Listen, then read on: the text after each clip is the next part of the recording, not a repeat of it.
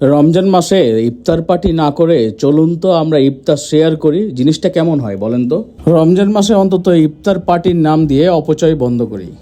ঢাকা শহরে কোনো রেস্টুরেন্টে 6 থেকে 700 টাকার নিচে কোনো ইফতার প্ল্যাটার নেই। এই টাকাটা 10-12 জন মিলে তুলে আমরা সুন্দর মতো এতিম মেহমানদের সাথে একদিন ইফতার ভাগাভাগি করতে পারি। এতিমখানার ভিভিআইপি বাচ্চাদের সাথে ইফতার করতে লাখ টাকা খরচ হয় না, কিংবা 20-25 হাজার টাকাও খরচ হয় না। জাস্ট 8-10 জন বন্ধু মিলে ইফতার পার্টিটা বন্ধ করে 10 বন্ধু মিলে চলে আসেন একটা এতিমখানায়। ওইখানে সুন্দর মতো আপনার 40 থেকে 50 জন আপনাদের 10 জনের ইফতারের টাকা দিয়ে পুরো ইফতারটা করতে পারবেন। এই ইফতার করার পর আপনি মনের মধ্যে যে শান্তি পাবেন, আপনি ইফতার পার্টি নামক যে পার্টি করেন এই পার্টিতে আপনি সেই শান্তিটা পাবেন না। আমি এটা ফর শিওর বললাম। আমাদের ইফতার আইটেমে পোলাও, গরুর মাংস তো ছিলই, সাথে ছিল খেজুর, আপেল, আনারস, শসা, টমেটো, সাথে ছিল বেগুনি এবং আলুর চপ। মানে কি ছিল না এখানে। তারপরেও আমাদের টোটাল খরচ হয়েছে 10 থেকে 11 হাজার টাকা। আমি পুরো বাজেটটা আপনাদের আমার কমেন্ট বক্সে দিয়ে দিব।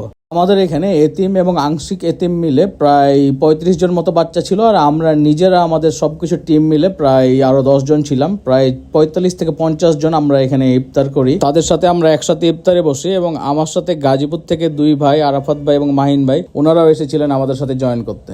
এক মাসে প্রায় 30টা রোজা। 30টা রোজার মধ্যে আপনি একটি রোজা কি পারেন না একদিন ভিভিআইপি এই মেহমানদের সাথে ইফতার করতে?